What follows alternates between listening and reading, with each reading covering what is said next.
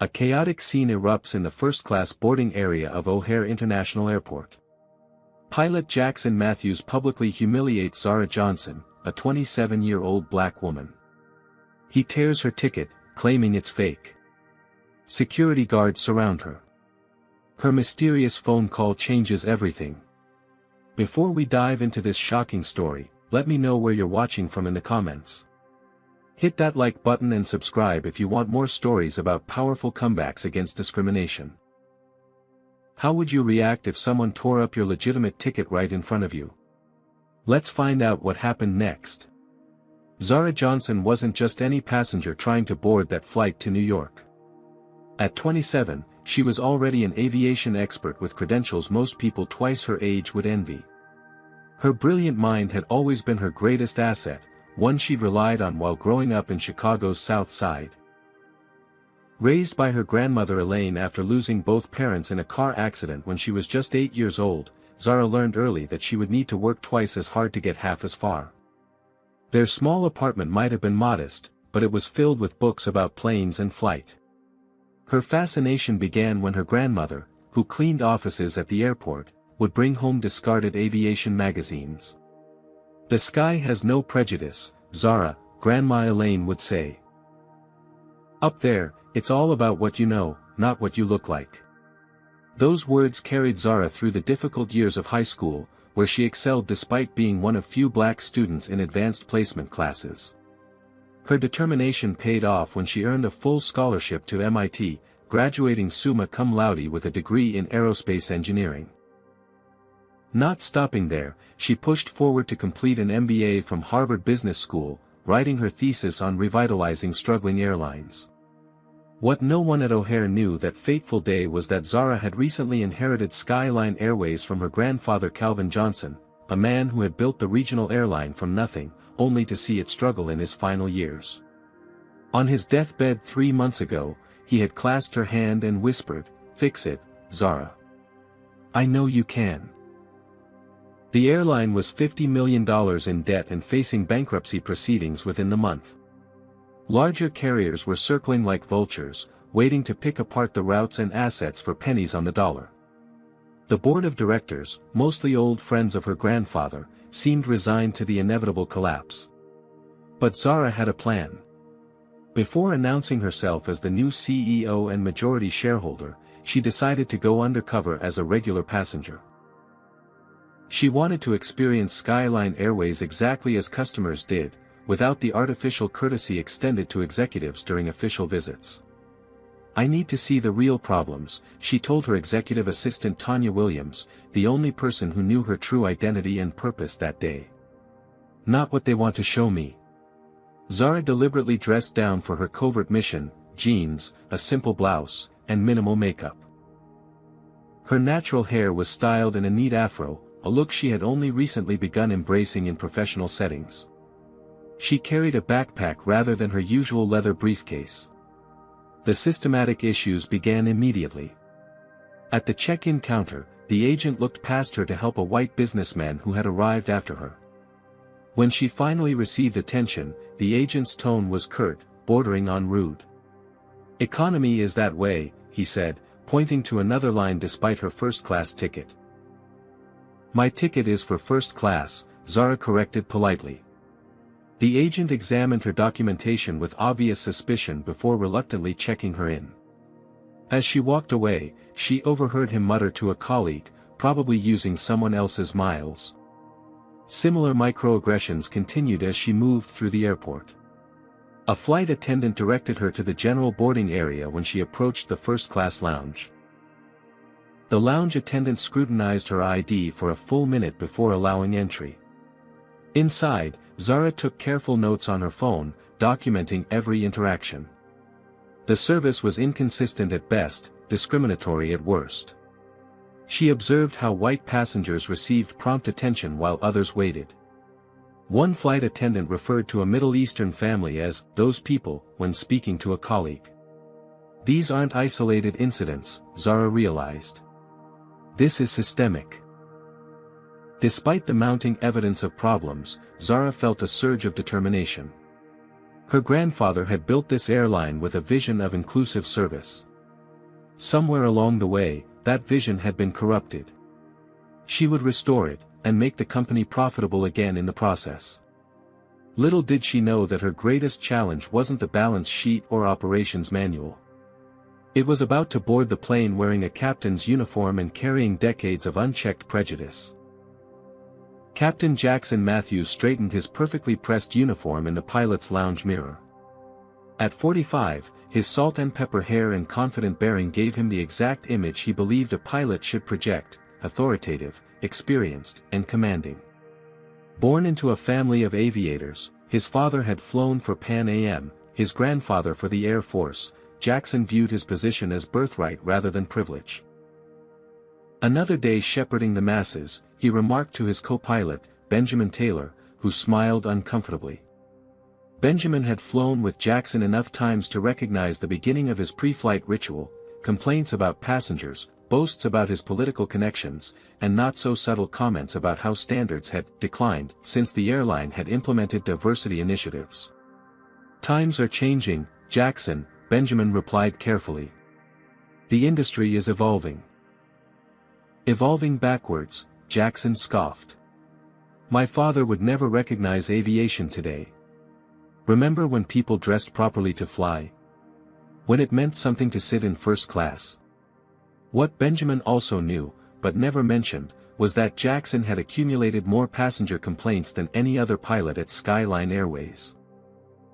Complaints that mysteriously disappeared after reaching the desk of operations director Richard Whitfield, Jackson's former roommate from flight school and drinking buddy.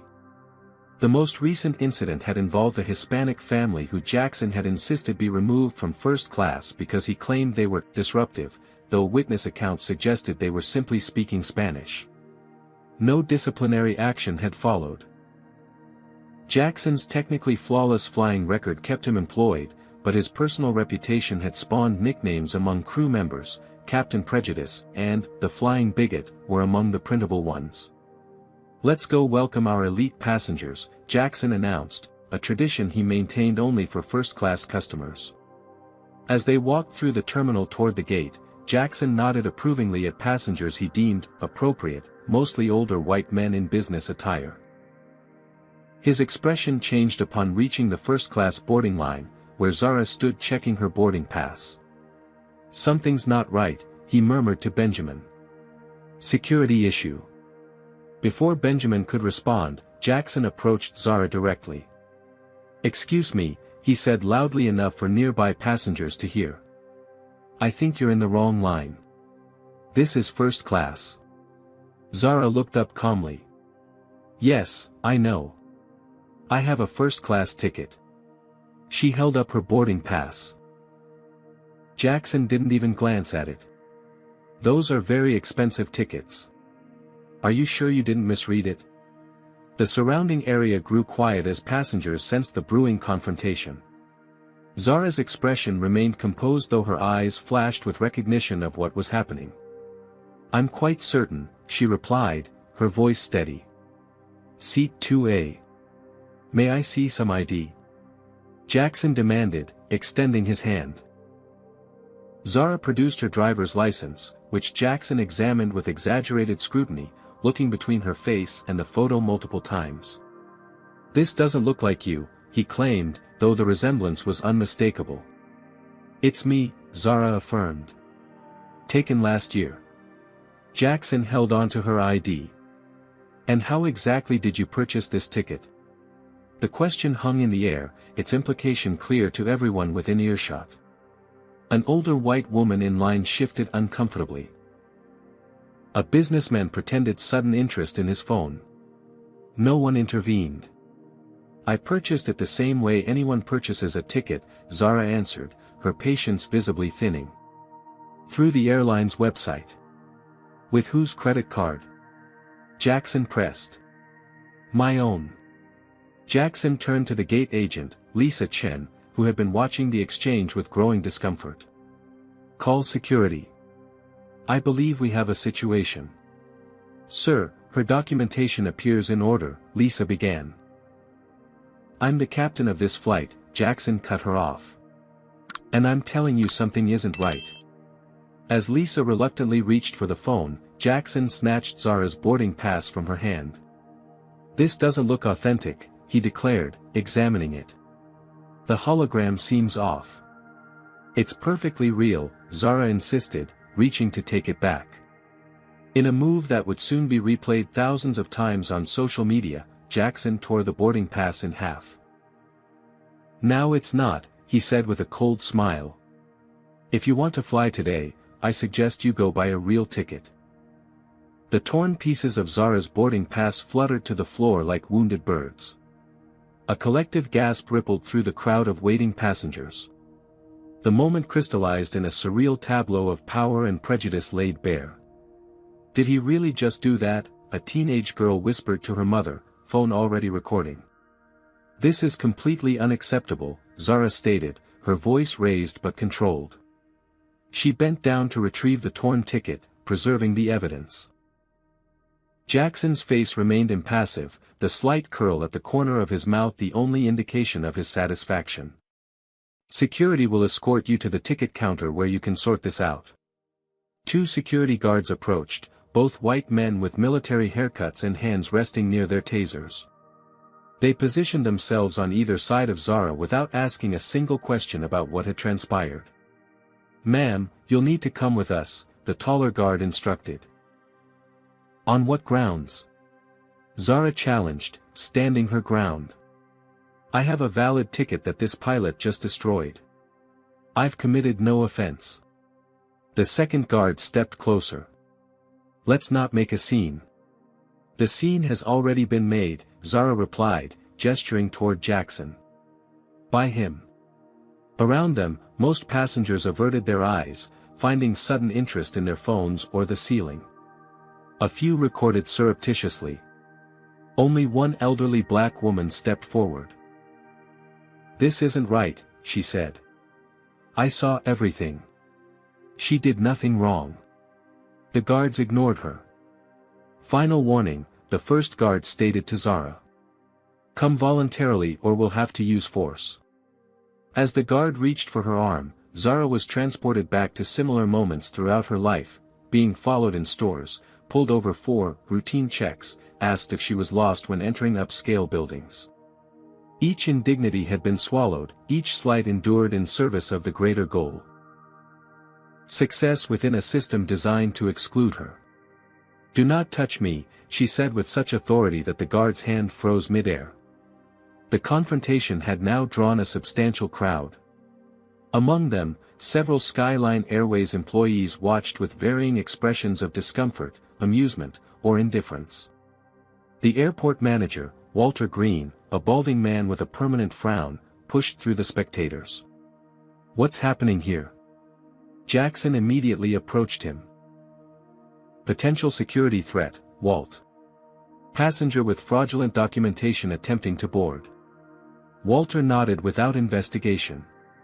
"We take these matters very seriously." He turned to Zara. "Ma'am, you'll need to step aside for additional screening." "My documentation is not fraudulent," Zara insisted. "Your pilot made an assumption based on my appearance and destroyed my valid boarding pass." Walter barely glanced at her. "We have protocols to follow. Your belongings will need to be searched." "Do you require this of all passengers whose tickets are torn by your staff?" Zara asked pointedly. Without answering, Walter motioned to a female security officer who had joined them. "Full search, please." The woman pulled on latex gloves with a snap.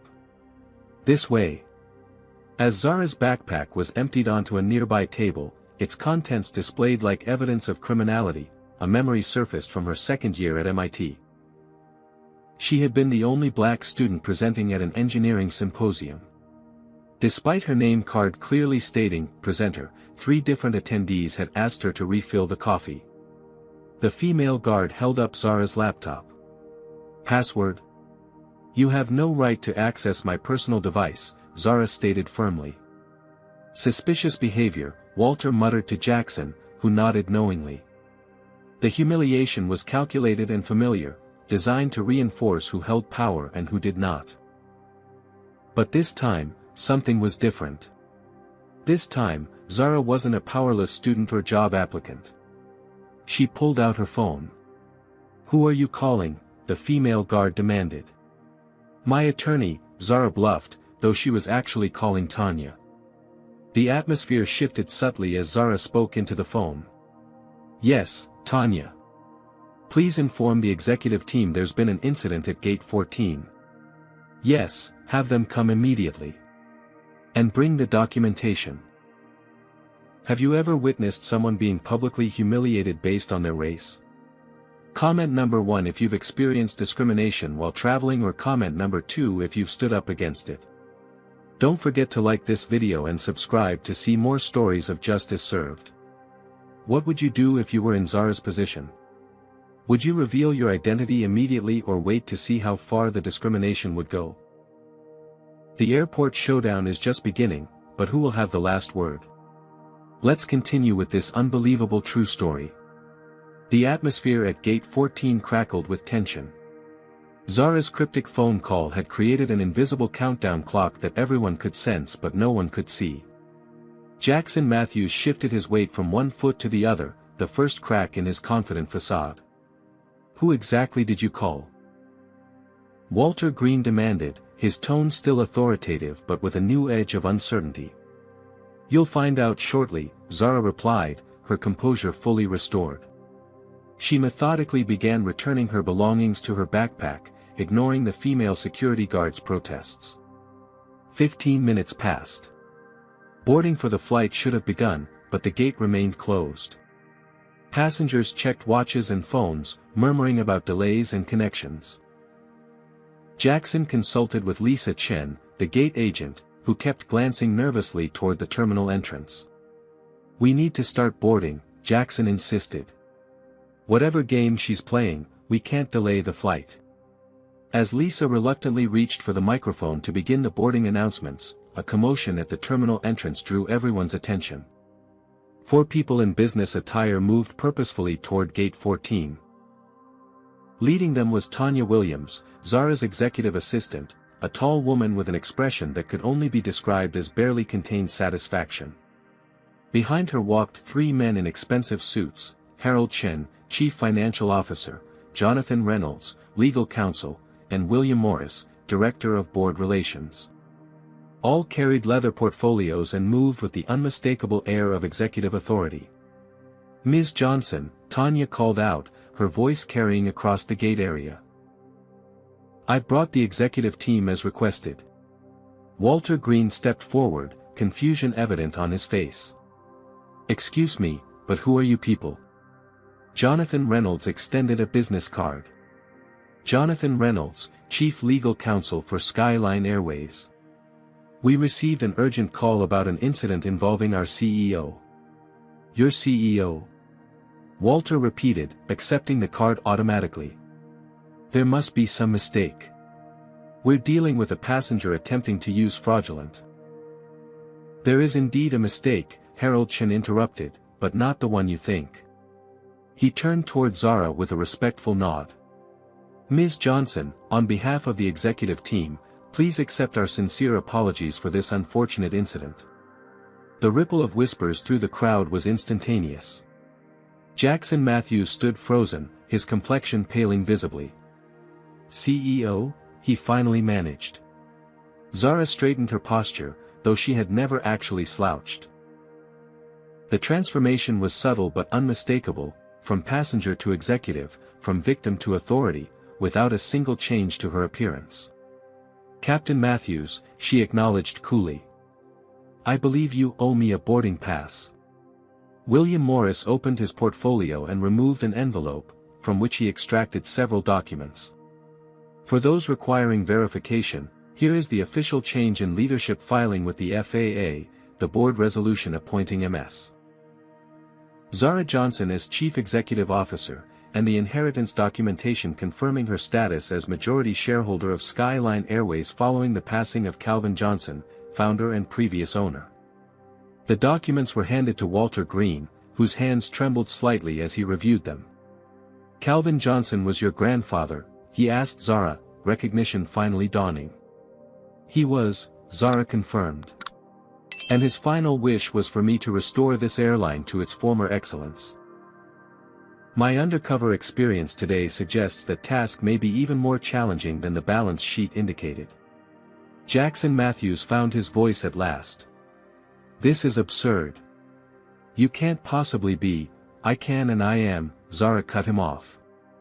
And my first official act will be addressing the culture that allowed you to tear up a valid ticket based solely on your prejudice. The memory of her grandfather's final days flooded back, his weathered hand gripping hers, his voice weak but determined. The airline's not just failing financially, Zara, he had told her. Somewhere along the way, we lost our soul. The people I trusted, they changed things when I got sick. Made it about money instead of service. Promise me you'll make it right. She had promised, never imagining the depth of the problem. Jackson stepped closer, lowering his voice. Look, there's clearly been a misunderstanding. If I'd known who you were. That's precisely the problem, Captain Matthews, Zara replied, her voice clear enough for nearby passengers to hear. Your behavior shouldn't change based on who you think someone is. Every passenger deserves respect, regardless of their title or appearance. Walter Green, sensing the shifting power dynamic, attempted damage control. Ms. Johnson, please accept my deepest apologies for this unfortunate incident. Had we known, again, missing the point, Zara interrupted. The fact that you're only apologizing because of my position rather than because your staff was wrong tells me everything I need to know about how this airline currently operates. She turned to address Jackson directly. Captain Matthews, I require a public apology for your actions today, not to me personally, but to everyone who witnessed your behavior and received the message that discrimination is acceptable on Skyline Airways. Jackson's jaw tightened, a muscle twitching near his temple. The gate area had gone completely silent, passengers and staff alike witnessing a moment of reckoning. I was following security protocols, he insisted. It had nothing to do with your race. Then why didn't you scrutinize any of the other first-class passengers? Zara challenged. Why single me out? Why tear my ticket instead of simply verifying it with the gate agent? Jackson had no answer beyond a stubborn glare. Your silence speaks volumes, Zara noted. If you cannot acknowledge your actions and apologize, you're confirming that you stand by discriminatory behavior. I don't have to listen to this, Jackson finally said. I have a flight to prepare for. Not today, you don't, Zara countered. Consider yourself grounded pending a full investigation. Ladies and gentlemen, Skyline Airways apologizes for the delay. We are currently arranging for an alternate flight crew. Boarding will begin in approximately 30 minutes. Lisa Chen's voice over the intercom was professional but strained, a valiant attempt at normalcy in an unprecedented situation. Zara Johnson boarded the aircraft first, escorted by Jonathan Reynolds. The standard pre-boarding courtesy extended to her not because of her newly revealed position but because Reynolds insisted, a small act of restoration after her public humiliation. As she settled into seat 2A, the very seat printed on her torn boarding pass, the whispers and glances from other passengers were impossible to ignore. Some were surreptitiously recording on their phones. Others pretended not to stare while doing exactly that. A few approached with sympathetic comments or congratulations, which she acknowledged with gracious but brief responses. The flight attendants moved through the cabin with forced smiles, their discomfort palpable. Each interaction with Zara was painfully overcorrect, their fear of making the slightest misstep evident in every word and gesture. This isn't what I want either, Zara thought, observing their anxiety. Fear isn't respect. In the cockpit, First Officer Benjamin Taylor had been hastily promoted to captain for the flight, paired with a reserve pilot called in on short notice. As Benjamin completed his pre-flight checks, his mind replayed the gate confrontation he had witnessed but failed to intervene in. I should have said something, he admitted to the reserve pilot. I've seen Jackson do this before. Not usually this extreme, but the pattern was there. Meanwhile, in an airport conference room hastily converted into a crisis center, Jackson Matthews paced furiously while speaking on his phone. "Richard, you need to fix this," he hissed to Richard Whitfield, his longtime ally on the board of directors. "She can't just walk in and start firing people. There are procedures." "She hasn't fired you yet," Richard pointed out. "Just grounded you pending investigation. Which, frankly, gives us time to respond strategically." "Strategic response?" "She humiliated me in front of passengers and crew. After you tore up her ticket," Richard reminded him dryly. "Not your finest moment, Jackson.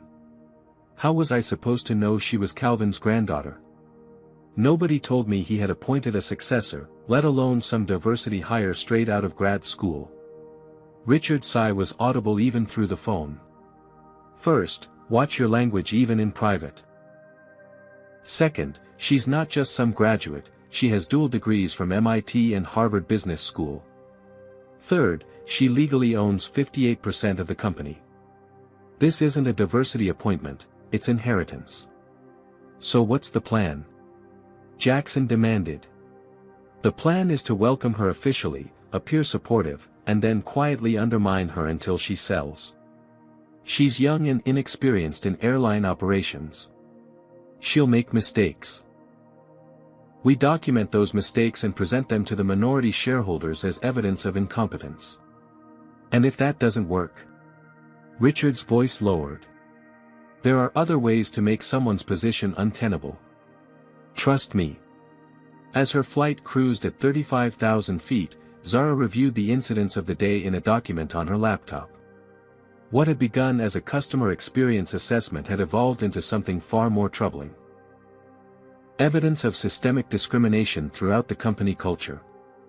Her phone chimed with a message from Tanya: "Emergency board meeting called for tomorrow morning, 8 a.m. Richard Whitfield organizing." A quick internet search confirmed what Zara had suspected. Richard Whitfield, operations director and board member, had a long-standing friendship with Jackson Matthews dating back to flight school. Their social media showed them hunting together, attending sporting events, and vacationing with their families. "The network is revealing itself," Zara murmured. Another message from Tanya appeared: "Hotel reservation mysteriously cancelled. Alternative arrangements made at Langham. Car will meet you at JFK." Zara wasn't surprised. The counterattack had begun sooner than expected, but its form was predictable.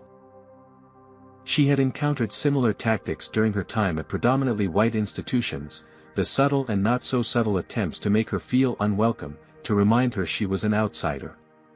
When she landed at JFK, a message awaited her at the customer service desk. The note, printed on company letterhead, read simply: "Selling would be easier than fighting. Consider a graceful exit. Some legacies are better left untouched." The unsigned threat might have intimidated someone else. For Zara, it only confirmed the necessity of her mission. Her grandfather hadn't built an airline only to have it corrupted from within. She owed it to him, and to every passenger who deserved fair treatment, to see this through. In her hotel room that night, Zara methodically organized her strategy. The board meeting tomorrow would be her first official introduction to the power structure that had allowed discrimination to flourish under their watch. She would be prepared, but she harbored no illusions about the reception awaiting her. Her phone rang, an unlisted number. "Ms. Johnson," a male voice said when she answered. "This is Benjamin Taylor, first officer, well, acting captain today." "Captain Taylor," she acknowledged. "What can I do for you?" "I wanted to apologize," he said, his voice low as if worried about being overheard. "I witnessed Captain Matthews' behavior and didn't intervene. I should have." Zara considered his words carefully. "Why are you calling me now?" "Because what happened today isn't isolated. And because there are many of us at Skyline who want change but have been afraid to speak up." "Afraid of what, exactly?" "Richard Whitfield protects certain people. Those who challenge them find themselves with unfavorable routes, reduced hours, or performance reviews that never seemed to warrant promotion. This aligned with patterns Zara had already begun to identify. "I appreciate your candor, Captain Taylor. Would you be willing to document specific incidents?" The pause was lengthy. "It would essentially end my career at Skyline if certain people remain in power. And if they don't remain in power?" Another pause. "I'll send you what I have. But be careful, Ms. Johnson. They won't surrender control easily." After the call ended, Zara stared out the window at the New York skyline. Tomorrow would be her first official day as CEO, and already battle lines were being drawn. She thought of her grandfather and what he would do in this situation. "I won't let them win, Grandpa," she whispered to the empty room. "I promise." The Skyline Airways headquarters occupied 3 floors of a gleaming glass tower in downtown Manhattan. As Zara's town car pulled up to the entrance, she noted the company logo, a stylized S with wings, that her grandfather had designed himself 40 years earlier. "Your grandfather was a visionary," Tanya remarked, following Zara's gaze.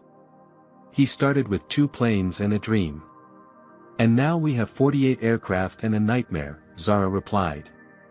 The lobby security guards did a double-take as Zara approached, clearly having received no notification about the new CEO. Their confusion increased when she presented identification and requested access to the executive floor. "I'm sorry, ma'am," the senior guard said after a phone consultation. "You're not on our approved list." "I understand," Zara replied calmly. "Please call Vincent Parker, the COO. Inform him that Zara Johnson, CEO and majority shareholder, is in the lobby." The guard's expression revealed his disbelief, but he made the call. Minutes later, the elevator doors opened to reveal Vincent Parker himself, a tall man in his 50s with carefully cultivated silver hair and a smile that never reached his eyes. "Ms. Johnson," he greeted with exaggerated warmth. "What an unexpected pleasure. We weren't anticipating your visit until next week's formal introduction." "Circumstances changed," Zara replied simply. "I believe there's a board meeting scheduled." "A mere formality," Vincent assured her, guiding her toward the elevator. "Standard quarterly business. Called as an emergency session the day after I revealed my position," Zara noted. "Quite coincidental." Vincent's smile tightened. "The airline business moves quickly. I'm sure you'll adjust." The executive floor was designed to impress, with model aircraft displayed in glass cases and framed photographs of the fleet adorning the walls.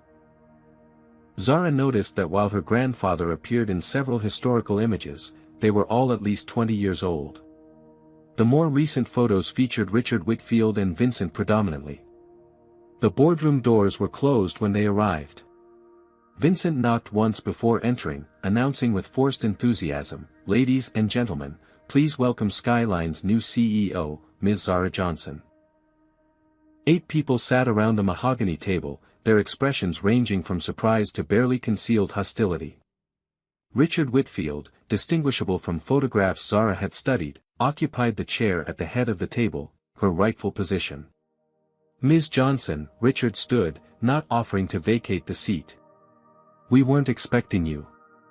This is a rather technical meeting about operational matters." "As CEO, all operational matters concern me," Zara replied, placing her portfolio on the table. "Please continue." An uncomfortable silence followed as Zara remained standing, waiting. Finally, Vincent cleared his throat. "Richard, perhaps." With visible reluctance, Richard moved to an adjacent chair, allowing Zara to take the head position. The power dynamic in the room shifted palpably. "For those I haven't met, I'm Zara Johnson," she began, her voice clear and confident. "My grandfather, Calvin Johnson, founded this airline with a commitment to excellence and equality. Before his death, he entrusted me with restoring both." "With all due respect," interrupted a woman Zara identified as Barbara Winters, Chief Marketing Officer, "airline management requires specialized experience. Your background is primarily academic." My background includes an aerospace engineering degree from MIT, an MBA from Harvard Business School with a specialization in airline industry economics, and lifelong mentorship from the founder himself, Zara countered. But more importantly, I spent yesterday experiencing our airline as a customer, something I suspect few in this room have done incognito. She opened her portfolio and distributed copies of a document. This preliminary analysis identifies 37 areas of immediate concern, from customer service deficiencies to potentially discriminatory practices in hiring and promotion. The board members flipped through the report with expressions of increasing discomfort. "This is hardly comprehensive," Richard objected. "One day of observation can't possibly, it's not meant to be comprehensive," Zara cut in. "It's meant to be a starting point for the complete cultural and operational overhaul this airline requires." Vincent exchanged glances with Richard. "While we appreciate your enthusiasm, Ms. Johnson, Skyline Airways has established procedures and traditions that have served us well." "Have they?" Zara challenged. "Our market share has declined 18% in 5 years. Customer satisfaction ranks second to last among regional carriers. Employee turnover exceeds industry averages by 22%. She turned to the next page in her report. "And perhaps most troublingly, our diversity metrics show that while 65% of our ground staff are people of color, they represent less than 7% of management. The last 6 discrimination complaints were settled confidentially without investigation. Those matters were handled according to company policy," Richard stated flatly. "Then company policy will change," Zara replied. "Effective immediately." Richard's expression darkened. "The board must approve significant policy changes." "Actually," Zara corrected, "as majority shareholder and CEO, I have broad authority to implement operational changes without board approval. Your role is advisory and oversight, not executive." She placed another document on the table. "This is my vision for Skyline Airways 2.0. I'll be implementing these changes over the next 6 months." As the board members read through her comprehensive transformation plan, which included diversity initiatives, customer service overhauls, and financial restructuring, the atmosphere in the room grew increasingly tense. "This is radical," Barbara Winters finally said. "No," Zara corrected. "This is necessary." Richard closed his copy of the document with a sharp snap. "While this discussion has been illuminating, we have an actual agenda to cover." "Vincent, the FAA compliance report." Vincent shifted uncomfortably. "Yes, well, we're facing some challenges with our upcoming inspection. Documentation discrepancies have emerged." "What kind of discrepancies?" Zara asked. "Maintenance records, training certifications, standard paperwork that's somehow been misplaced." "Nothing to be concerned about, we're handling it." "Missing safety documentation before a federal inspection is absolutely something to be concerned about," Zara insisted. "When was this discovered?" "This morning," Vincent admitted. "Convenient timing," Zara observed. The remainder of the meeting proceeded with excruciating tension. With each agenda item, it became increasingly clear that information was being deliberately obscured from her. References to previous discussions were vague, important details were glossed over. As the meeting concluded, Zara remained seated, signaling the board members to stay. One final item. A video from yesterday's incident at O'Hare has been posted online. It currently has 300,000 views and growing. She turned her tablet to show them, Captain Jackson Matthews tearing Zara's ticket, security surrounding her, and the subsequent revelation of her identity. The hashtag Skyline Shame was trending. "This will require an official response," she continued. "Our communications team is drafting a statement acknowledging the incident, apologizing to customers who witnessed discriminatory behavior, and outlining concrete steps we're taking to address systemic bias." "That video is taken out of context," Richard objected. "Issuing an apology admits wrongdoing where none may exist." "The wrongdoing is evident to anyone with eyes," Zara replied. The question now is whether we acknowledge it and commit to change, or deny it and watch our reputation crater further. Richard gathered his papers, his expression stone cold. This meeting is adjourned. Ms. Johnson, a word in private. When the room had cleared, Richard dropped all pretense of civility. You're making a serious mistake. By addressing discrimination. By insisting on proper safety documentation. By expecting transparency from my executive team. Zara challenged. By thinking you can walk in here and dismantle systems you don't understand, Richard shot back.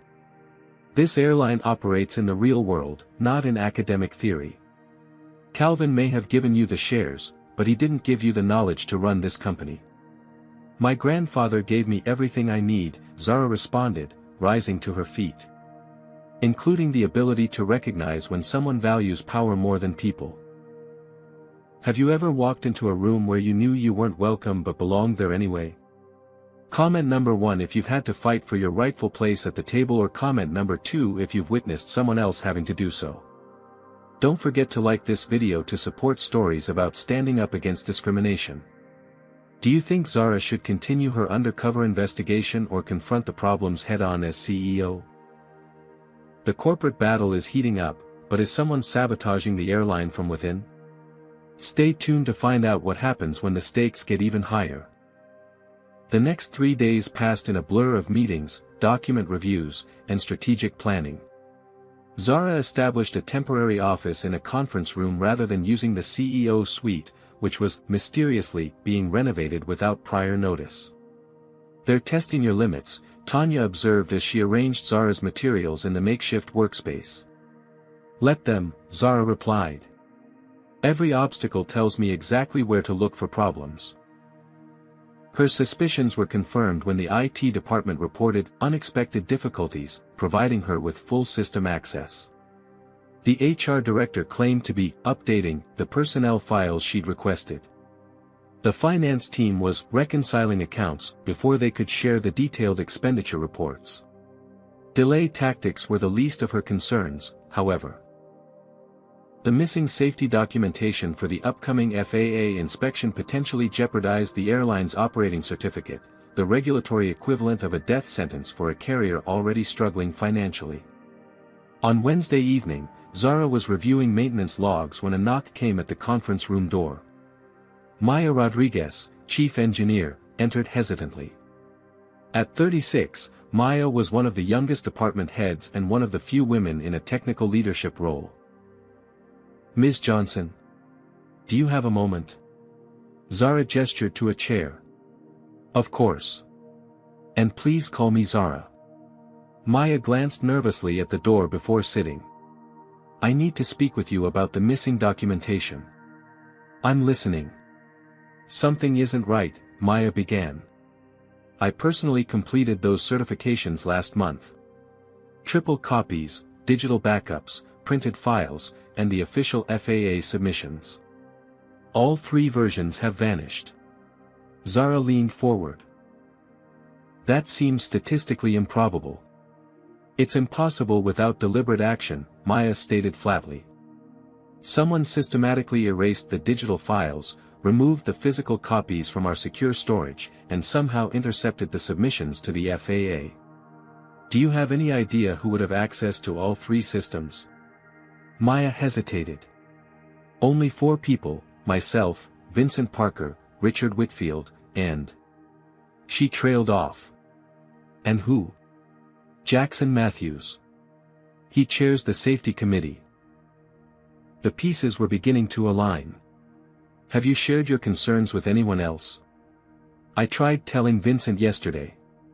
He said I was being paranoid and should focus on recreating the documents before the inspection. Can you recreate them in time? Maya shook her head. Not properly. The inspection protocol requires documentation of processes completed weeks ago. We can't backdate without falsifying records, which is a federal offense. So without those original documents, we fail the inspection, Zara concluded. And if we fail, the FAA can ground our entire fleet pending full compliance. The implications were staggering. A grounded fleet meant no revenue, refunds for cancelled flights, and contractual penalties, potentially tens of millions in losses for an airline already teetering on bankruptcy. "Thank you for coming to me," Zara said. "I need to ask you to keep this confidential while I investigate."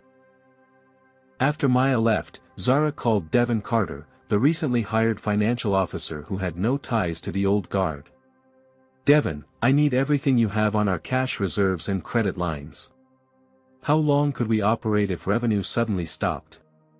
His answer confirmed her fears, less than 2 weeks before complete financial collapse.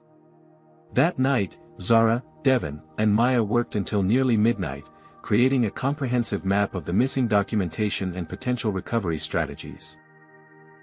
They were preparing to leave when Tanya rushed in. "You need to see this," she said, handing Zara a tablet. On screen was an email accidentally sent to Tanya instead of another executive assistant with a similar name. The message, from Vincent to Richard, read, "Are documents secured? J confirms FAA Inspector Thompson will conduct thorough review. Timeline accelerated to Friday. Arrangements made for media presence. Anticipate significant stock impact following failed inspection and safety concerns. Buyout offer ready as discussed." They're deliberately sabotaging the inspection, Zara realized. And they've somehow influenced the inspector. "That's a federal offense," Devon pointed out. "Only if we can prove it," Zara replied. "We need evidence, not suspicion."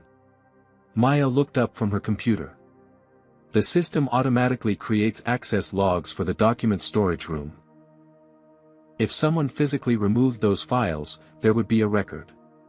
Within an hour, they had their first concrete evidence. Jackson Matthews had accessed the secure document room at 11:42 p.m. last Friday, hours after the confrontation at O'Hare and immediately following a 20-minute phone call with Richard Whitfield. "This isn't coincidence," Devon stated. "It's conspiracy." Zara made a decision. "We need to split up." Devon, track the money, any unusual transfers, preparations for stock sales, evidence of financial manipulation. Maya, work with your most trusted engineers to recreate as much documentation as possible legitimately. Tanya and I will handle Vincent. The confrontation with Vincent Parker occurred in his office the following morning. Zara arrived unannounced, with Tanya recording minutes as witness. "The missing documentation has been located," Zara announced without preamble. Vincent's surprise seemed genuine. "That's excellent news. Where was it?" "The access logs show it was removed from secure storage by Jackson Matthews Friday night. What I'd like to know is where it went afterward." Vincent's expression hardened. "I'm not sure what you're implying." "I'm not implying anything. I'm directly stating that 3 people had both motive and opportunity to sabotage this airline's FAA inspection: you, Richard Whitfield, and Jackson Matthews." "That's an outrageous accusation," Vincent replied, his voice rising. "You can't possibly think, what I think," Zara interrupted, "is that the coincidental timing of documents disappearing immediately after I revealed my position suggests coordination. The email you mistakenly sent to my assistant confirms it." Vincent's face paled slightly. "What email?" Tanya handed him a printout. As he read it, his professional demeanor crumbled. This was private communication. "About a criminal conspiracy," Zara corrected. "The question now is whether you'll be a co-conspirator or a whistleblower." Vincent's eyes darted to the door as if calculating escape routes. "You don't understand what you're up against.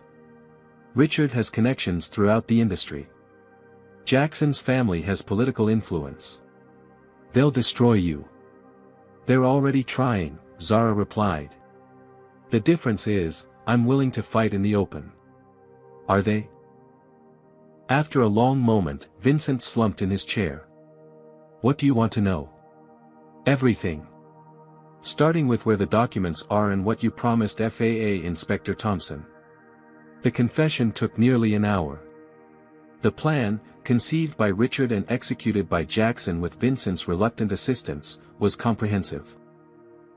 Remove critical safety documentation, ensure a particularly stringent FAA inspector was assigned to the case, guarantee maximum publicity for the failed inspection, then watch Skyline stock price plummet. The minority shareholders would panic and sell, Vincent explained. Richard's holding company would buy the shares at rock-bottom prices. Once he controlled enough equity to challenge your majority position, he'd force a board vote to remove you.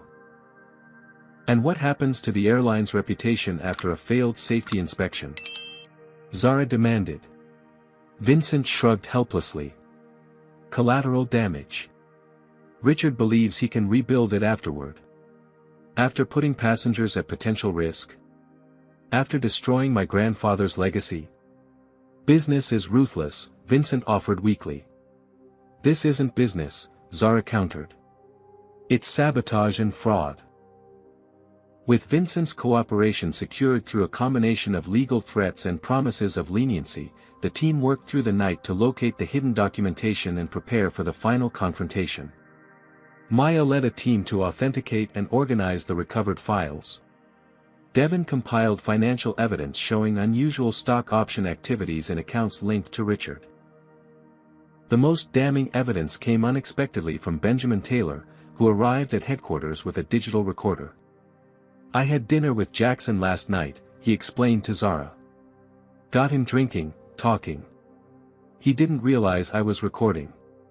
The audio was crystal clear, Jackson Matthews, voice slurred from whiskey, boasting about how he and Richard would take back the airline from Calvin's affirmative action project. He detailed removing the safety documents and bribing an FAA contact to ensure a failed inspection. Most incriminating was his laughter when Benjamin asked about passenger safety. Sometimes you have to create a crisis to get the outcome you want, Jackson had said. Richard calls it creative destruction. Once we push her out, we'll fix everything. The passengers will never know the difference. Zara listened to the recording twice, her expression unreadable.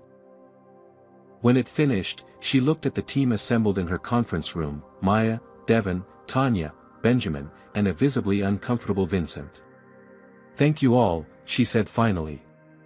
What happens tomorrow will determine the future of this airline. I need to know you're prepared for the fallout. One by one, they nodded. Then let's save my grandfather's company. The Skyline Airways boardroom had been transformed into an impromptu shareholders' meeting. Extra chairs lined the walls, accommodating minority stakeholders who rarely attended regular sessions but had been personally contacted by Richard Whitfield about this critical situation requiring immediate intervention.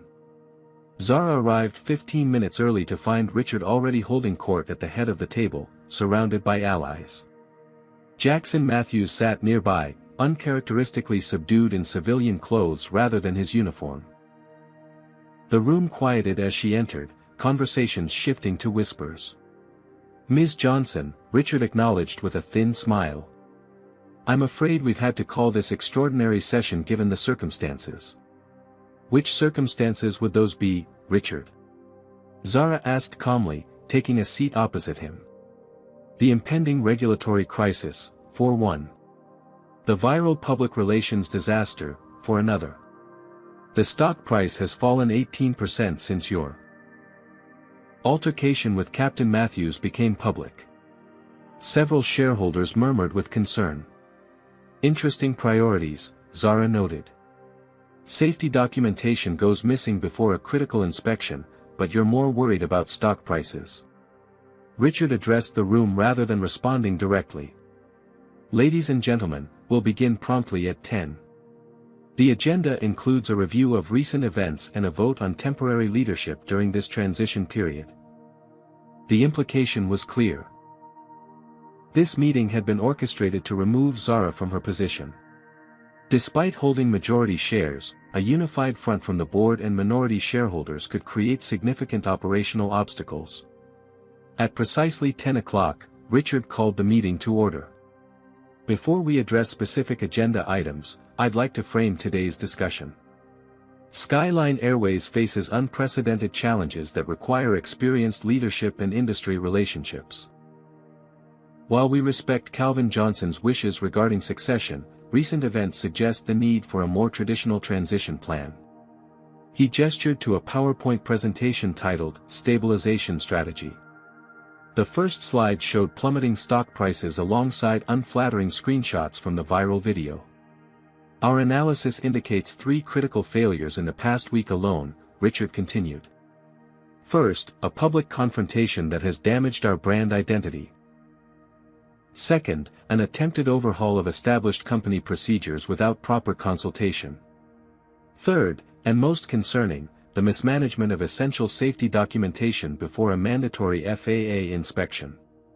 Jackson Matthews stood to address the shareholders. As Skyline's most senior pilot and safety committee chair, I feel obligated to share my professional concerns. The missing documentation represents a fundamental breakdown in operational oversight, precisely the kind of basic error that occurs when leadership lacks relevant experience. His performance was practiced, his tone regretful rather than accusatory. Several shareholders nodded in agreement.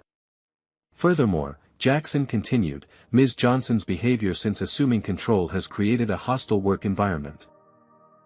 Veteran employees are being sidelined, established protocols ignored, and unfounded accusations leveled without evidence.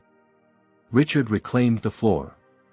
Given these circumstances, we propose a temporary leadership committee comprised of experienced industry professionals who can guide Skyline through this regulatory challenge and re-establish stakeholder confidence.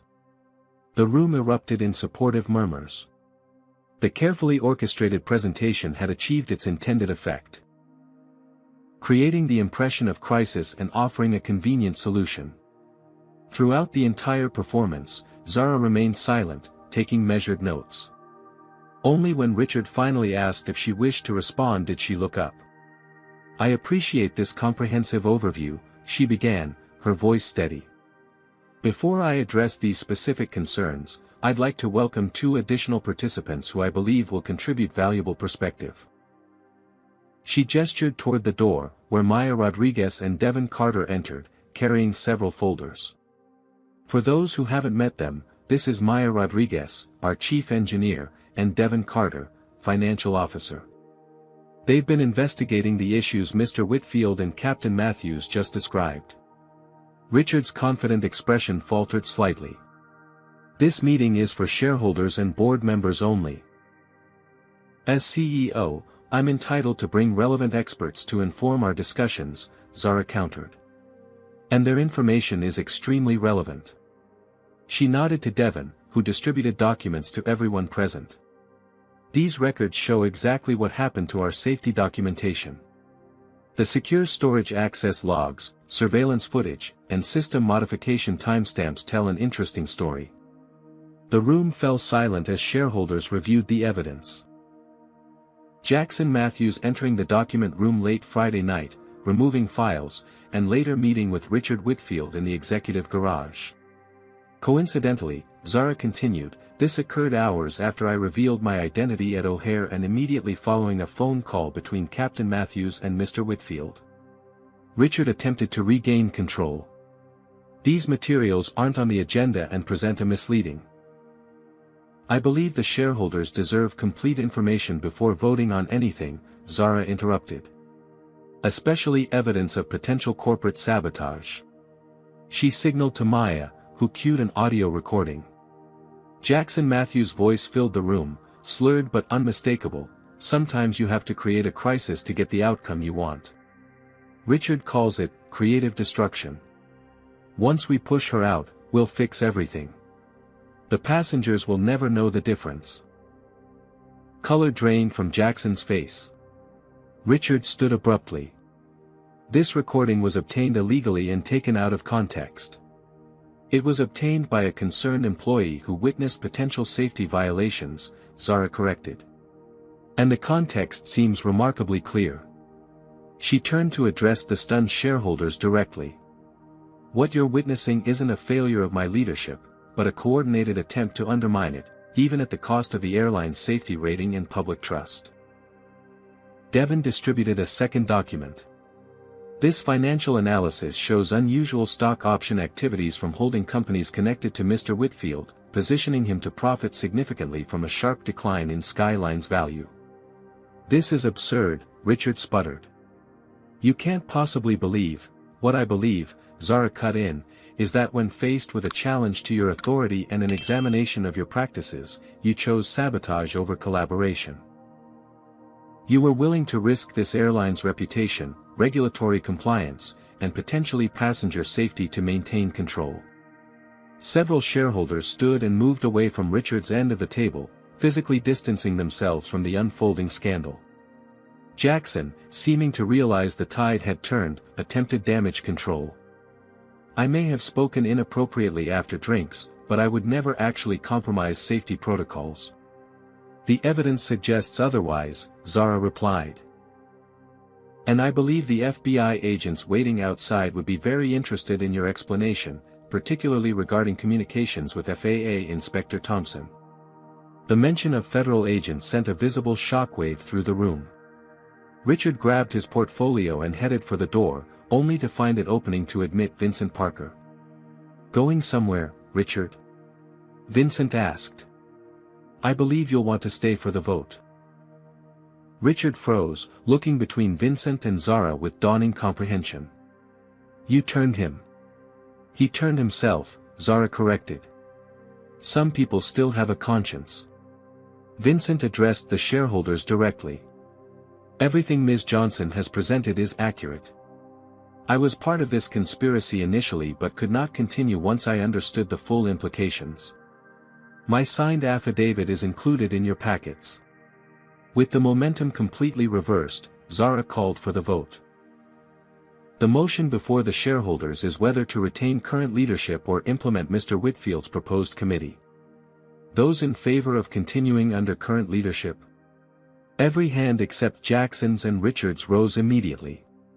"Motion carries," Zara declared. "Now, I propose a second vote, the immediate removal of Richard Whitfield and Jackson Matthews from all positions within Skyline Airways, pending criminal investigation." This vote was equally decisive.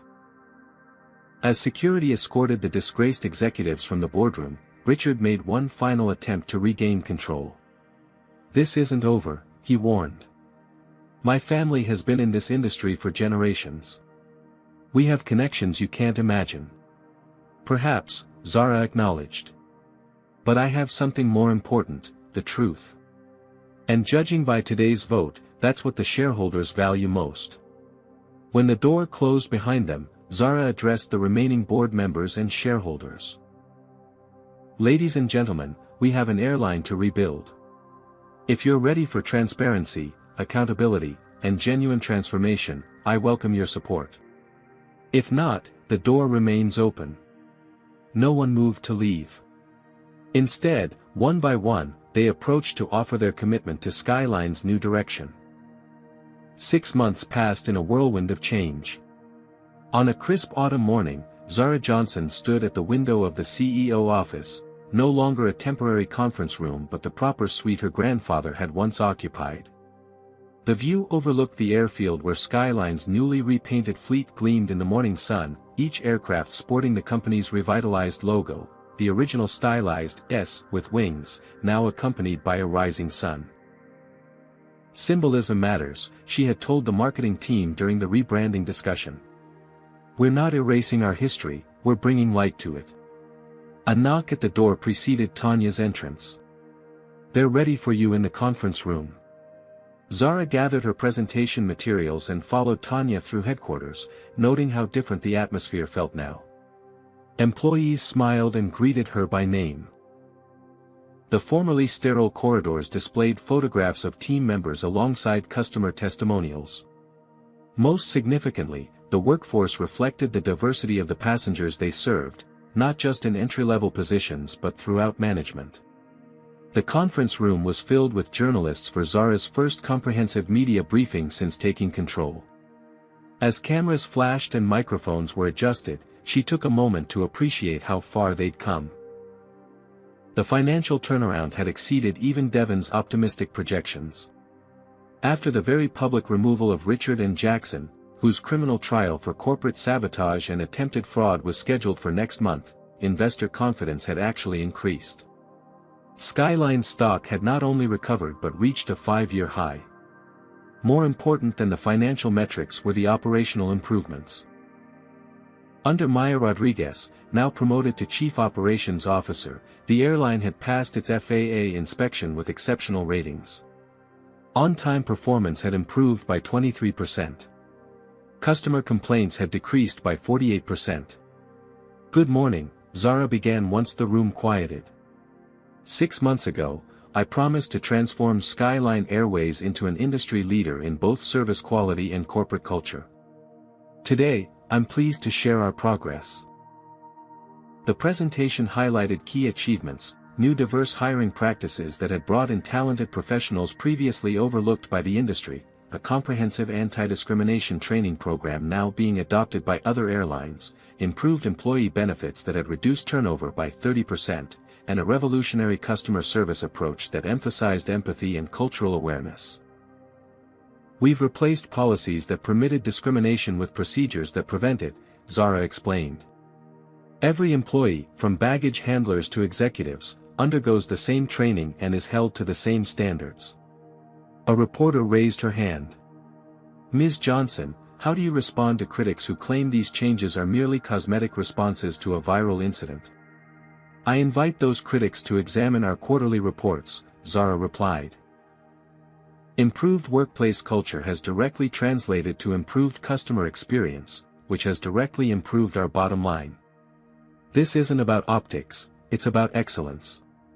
Another journalist asked about Jackson Matthews, whose public downfall had captivated the industry. "As you know, Mr. Matthews is awaiting trial," Zara answered carefully. "What I can share is that as part of his settlement with Skyline Airways, he's currently employed in our ground operations division." What she didn't elaborate on was the sight of Jackson Matthews, former star pilot and would-be corporate saboteur, now loading baggage onto aircraft, a position he had accepted in lieu of immediate criminal charges. The courts would determine his legal fate, but the poetic justice of his current role wasn't lost on those familiar with the story. Richard Whitfield hadn't fared any better. The evidence of his orchestrated sabotage attempt had triggered an SEC investigation into his other business dealings, revealing a pattern of ethical violations that had resulted in multiple criminal charges. After the press conference, Zara returned to her office to find a gift box on her desk. Inside was a model aircraft, the first plane her grandfather had purchased to start Skyline Airways, along with a note from the original employees who had worked with Calvin Johnson. "Your grandfather would be proud." The sentiment touched her deeply.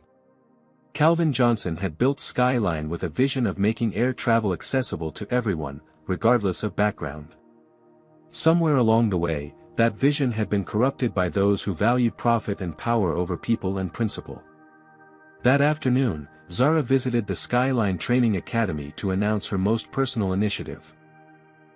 The Calvin Johnson Scholarship Program for underprivileged youth interested in aviation careers. The program would provide full educational funding and guaranteed internships to 50 students annually, with particular focus on communities historically underrepresented in the industry. "My grandfather believed the sky belongs to everyone," she told the assembled students and staff. "This scholarship ensures that opportunity does too." The famous O'Hare incident, now immortalized in corporate training materials about unconscious bias, had become a turning point not just for Skyline but for the industry. Other airlines had taken note of Skyline's transformation and the corresponding business success, leading to similar initiatives across the sector. That evening, Zara attended the annual Business Leadership Awards, where she had been nominated for Businesswoman of the Year. The ballroom fell silent as her name was announced as the winner. Standing at the podium, looking out at industry leaders who had once dismissed her, Zara felt her grandfather's presence. 6 months ago, I boarded a Skyline Airways flight as just another passenger and was judged not by my ticket but by my appearance, she began. That moment of discrimination nearly destroyed a company my grandfather had built over 40 years. She paused, gathering her thoughts. When faced with prejudice, we have two choices: accept it as inevitable or confront it as unacceptable.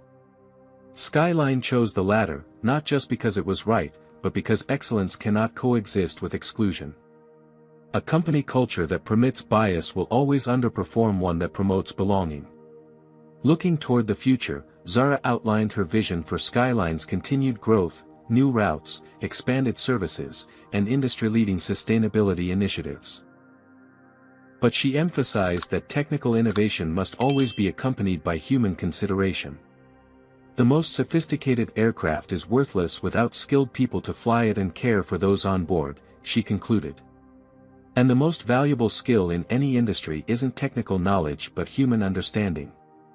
As applause filled the room, Zara reflected on the journey.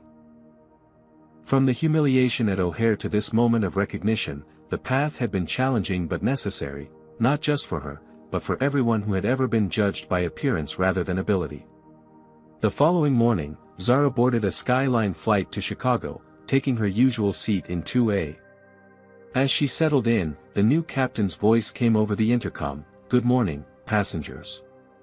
This is Captain Chelsea Washington welcoming you aboard Skyline Airways Flight 237 to Chicago. Our crew is committed to making your journey safe, comfortable, and respectful. Thank you for choosing to fly with us today." Zara smiled, recognizing Chelsea as a recent graduate of their accelerated pilot training program, one of many initiatives making Skyline's workforce the most diverse in the industry. As the aircraft lifted off, Zara gazed out the window at the expanding horizon. Her grandfather had been right, the sky had no prejudice. And now, neither did his airline. This powerful story reminds us that discrimination persists not because of isolated incidents, but because of systems that allow it to flourish. Zara's journey shows that true change requires both personal courage and structural transformation. When faced with prejudice, staying silent only preserves the status quo. By methodically documenting discrimination, gathering allies, and implementing systemic changes, Zara didn't just win a personal battle, she created lasting impact. The most meaningful transformations often begin with moments of humiliation turned into catalysts for change. Zara could have simply fired Jackson and continued business as usual. Instead, she recognized the deeper cultural problems and addressed them completely. Her success proves that ethical leadership and financial performance aren't opposing forces, they're complementary strengths. Remember that discrimination thrives in environments where people fear speaking up. By creating systems where accountability is valued over authority and diversity is seen as essential rather than optional, we can build institutions that truly serve everyone equally. Have you ever witnessed discrimination and wished you could make a difference? What would you have done in Zara's position? Share your experiences in the comments below. If this story resonated with you, please hit that like button and subscribe to support more content that highlights powerful comebacks against prejudice. Share this video with someone who might need encouragement to stand up against discrimination in their workplace or community. Thank you for watching this story of courage, justice, and transformation. May you always find the strength to challenge injustice when you see it, and remember that one person with conviction can change an entire system. Together, we can create a world where everyone is judged by their character and abilities, not by their appearance.